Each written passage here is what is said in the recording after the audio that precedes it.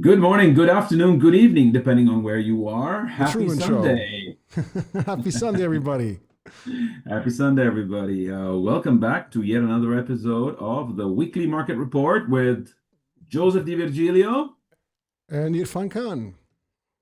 Yeah, so who are you, Joseph? Tell Yeah, us. well, I'm a hedge fund manager credited for launching the very first sustainability focused hedge fund on Wall Street back in 2004. But I'm primarily a long short equity fund manager in general. That's what, not primarily, but that's what my specialty is, to pick Okay, stocks on the well, long and the short side. and I'm Irfan Khan, an entrepreneur, a philanthropist, and Joey's, Joey, Joey's partner in Joe's. crime and analyst. Absolutely. Listen, what's the statistic of the week, Irfan? Do you remember it? My goodness. Okay. We always come up with the interesting stuff. So there's something called the retail investor gap. So Correct. due to emotional trading, the idea of buying high and then selling low, the average retail investor underperformed the S&P 500, the most well-known index, by an annual average of 6.1% over a 20-year period. And that's between 2005 and And 2025. yeah, and you're talking about an annual average of 6.1%. So if we compound that, if we were to compound that 6.1% per year for over 20 years, I haven't even done the math, but it's something astronomical. It is. It is. And that's why, again, always be diversified. When you invest in the stock market, it's always best to pick an index and add to that index, or not just one index, but a few indices if you want to be well diversified, but smartly diversified, intelligently diversified in different sectors and geographical regions, and just add to those indices when there's periods of turbulence in the stock market, say drawdowns of 5-10%. You just add something to that. Markets always go up in the long term. You always win. Short term, you always lose. I just Joe, can't stress we, that we, out. we should put together some kind of a tiered course for our audience who wants to learn a little bit more about, rules Yeah, of the that's a game good and idea. We probably understand should how to. come up with something, come up with, especially when we start seeing our subscriber base go up. Right now, we're still Yeah, very tiny. Yeah. absolutely. Absolutely. So the All S&P, right then. the Yeah. S&P weekly market recap. The S&P finished a volatile first week of February. With a fractional decline of 0.1%, but the software and tech industry, software and tech sectors were slammed really, really, really hard, and they I came felt it. back on Friday. Well, they didn't come back all the way, but 2% rebound on Friday, making that the best single day performance since May. So, under a technical analysis basis, this is good news. What I see is that I saw the Dow Jones perform better than the Nasdaq. That tells me that the Nasdaq is not out of the clear yet. So tech could see another wave of sell-offs. We have to see what the next sessions are going to tell us as far as the breadth of the market, the breadth of the market, and the conviction of investors when it comes to the tech sector. So let's monitor. It was very encouraging because I seriously started wondering when was this going to stop. You follow my chat. I have this chat which I trade with my those who are the members in the chat.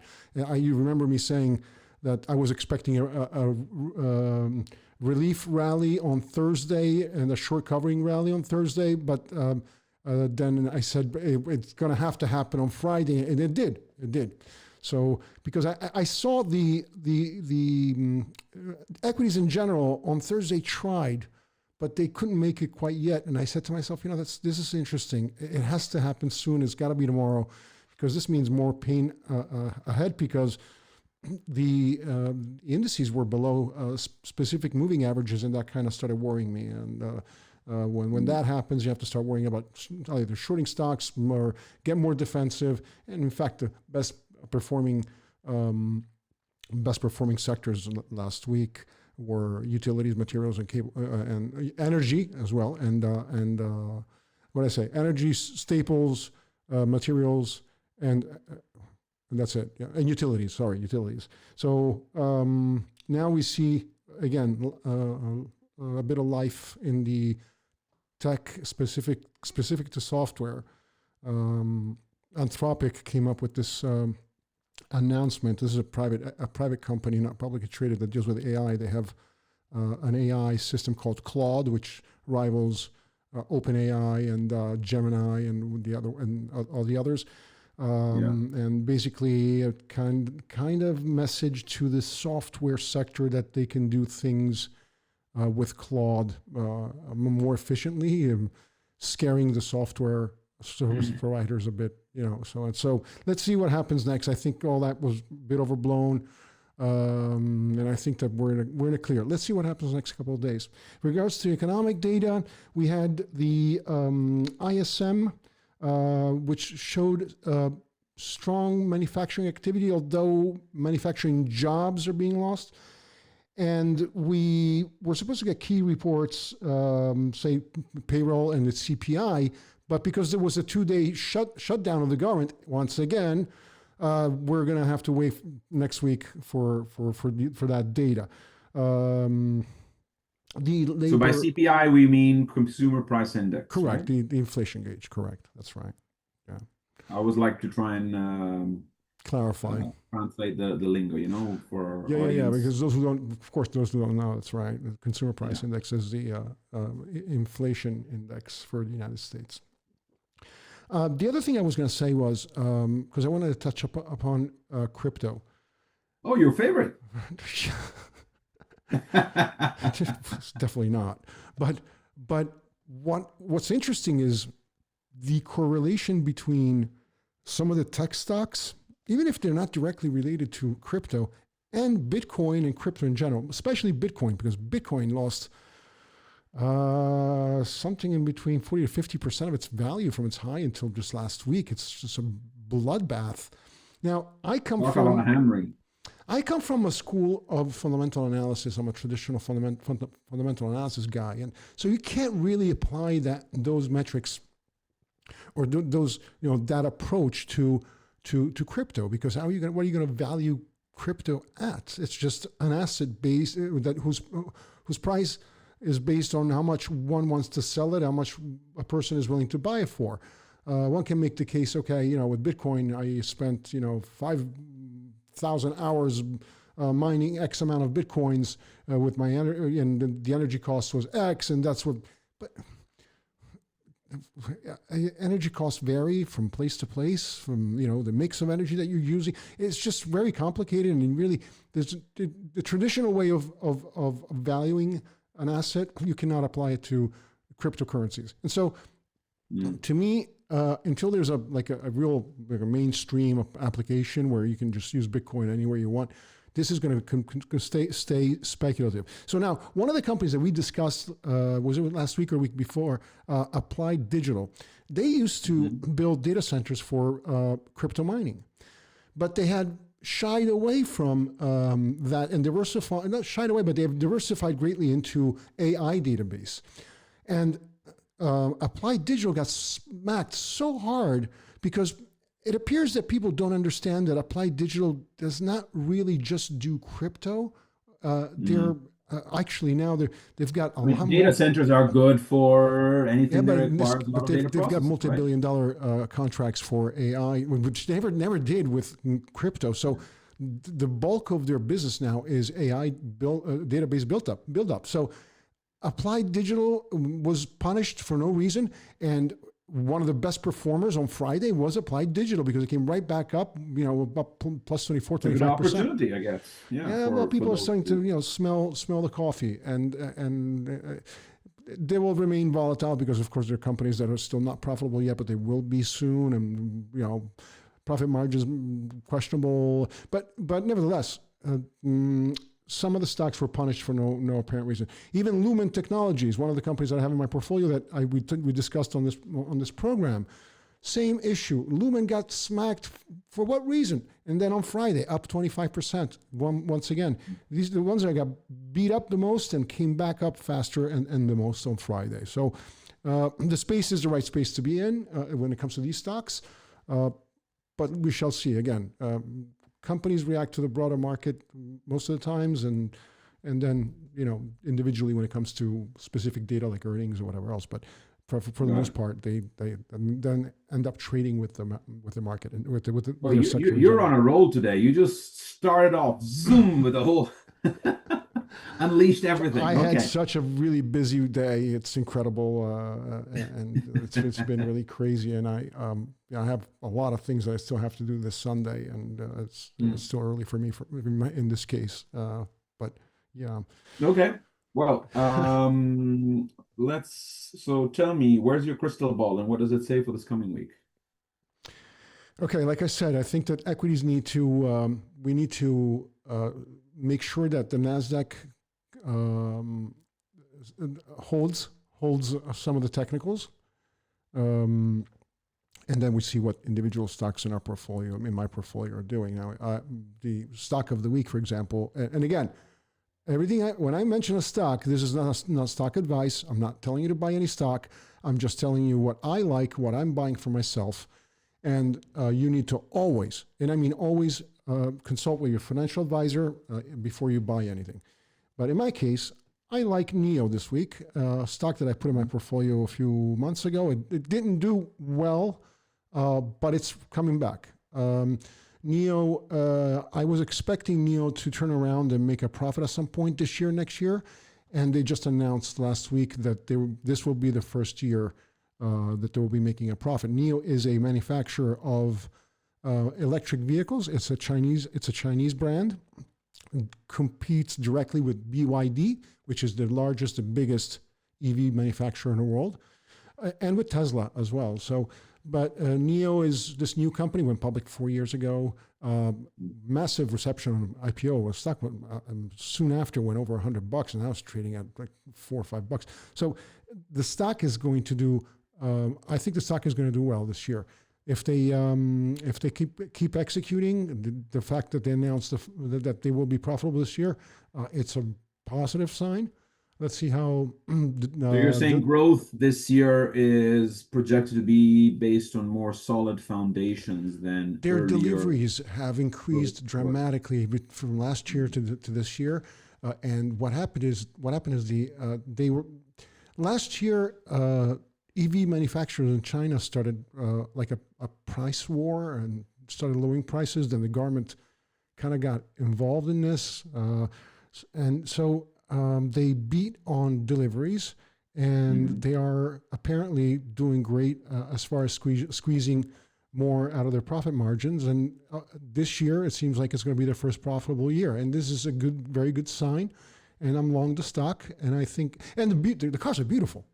And they're just beautiful. And the other thing that is also helping NEO is this new agreement between China and Canada, whereby Canada will be allowing 49,000 Chinese EV a year into Canada. And of course, that helps NEO as well.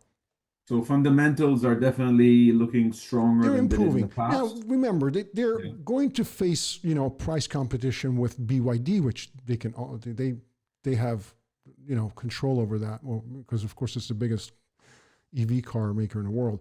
But strategically, and NEO can do very well, and they've announced that they're going to expand into Australia and to South America. So looking good. Let's see if they can continue. It looks like this whole set of vehicle manufacturers, specifically electric vehicle manufacturers, from China are able to deliver on a great price point for a pretty good level of quality as well. I mean, Absolutely. I looked at some every person that I know, that it's these cars look great and they look like they're great quality. Every person that I know that it's owned a BYD or a NEO, they all tell me the same thing. No car in the world, as far as technology and as far as style and as far as details, can't compete with these cars. Chinese are dominating the EV market. They're dominating the environmental market with wind, solar energy, and they're dominating the rare earth minerals arena. Well, So that's where most available deposits are, right? they're actually more set up for the refining part of it. That's what they are controlling. Okay. Rare earths are not rare, but the refining part of it is where China has Sure. built most of its economy around, and That's an they important saw clarification. they had a very long-term vision, and they were right. They were absolutely right. So um, China is China's giving a little bit of trouble to other countries that want to compete. See, look, Europe, for example, has to rely on. Europe doesn't have its own Amazon or its own Microsoft or its own Tesla, right? They have to And I'm rely curious to on. see if they do take decisive steps in that direction in the next few years at some Tesla point. needs. I mean, Europe needs to. Europe needs to start thinking long term because they're always relying on somebody else. So I was just reading, what was it, yesterday, that Macron has pushed for a boycott, only France, for a boycott of technology companies in American technology companies.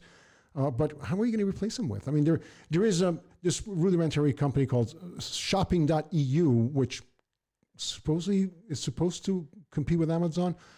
There's no way they're there yet. But so Europe needs to start thinking long term and how to evolve technologically and technologically. Really, Europe has to stop relying on China or the U.S. And now they're relying on China more than the United States. Who knows how long it will be before they can say, okay, we don't need to rely on anybody else for technology. The problem is bureaucracy in Europe. It's Yeah, but all these so things difficult. require the ability and to think long term and the possibility of actually executing on that long term planning, right? Right. Europe has always been. If you look at Europe, especially in the last say 10 years of the American experiments, since Trump came around the first time, Europe has been seen as the more stable brother, and a lot of that has to do with the fact that there's a lot of bureaucracy, and that the law applies here, sometimes a bit too much, um, but I think that they're going to start, stripping away a lot of this bureaucracy to allow for technological advancement in the future. They have to. There's no other choice, and that's where Yeah. I see Europe long term, but China right now versus the U.S. I think, and also the largest asset manager in Europe, Amundi, which is located in Ireland, has decided to divest from U.S. companies and all this year. So that trend to me says that others are going to follow, and they're going to be allocating capital in Europe and Asia, especially China, and Wow, who knows shy if away. that's a major triggering moment, They're greatly triggering reducing event. their exposure to U.S. equities. That's exactly what they said. So that to me is a starting trend, and it's not good for the United States. They made a mistake. They elected this guy that, unfortunately, it's not doing anyone any good. Not even Americans. I mean, not even us. I'm an American. What good is he going to? So, like I said, we're going to have 3 years of rocky 3 years ahead with this guy in office, and the trend is your friend. And when you see Amundi saying, when they got $4 trillion of assets under management and euros, they say, we're going to start divesting from U.S. stocks, that's not a really good sign. Yeah. All right then. As always, a very interesting, thought-provoking, stimulating discussion with you. Thank you. Let's remind everybody to subscribe to the channel, share and comment, and like. It helps the algorithm a lot. We would like to grow and grow with you. And another important detail, once you start playing this video, please make every effort possible to let it play till the end. Even if you happen to find yourself being busy elsewhere, distracted, just leave the put phone, on play mute, it, let it go. let It it helps. go for another 10, 15 minutes, let it finish, and then that really helps. Okay? Absolutely. Yeah, and make sure you suggest whatever you want to. If you want us to cover something, please feel free to suggest it. If it's within my realm of expertise, I'll be very happy. I'm very glad to answer or create whatever segment you want me to cover. Okay. Great. All right then. Have a great weekend, everybody. Have yourself, everybody, a wonderful start to the week, and we'll talk to you again hopefully in a week from now. Next weekend. Adios, amigos. Adios. Au revoir.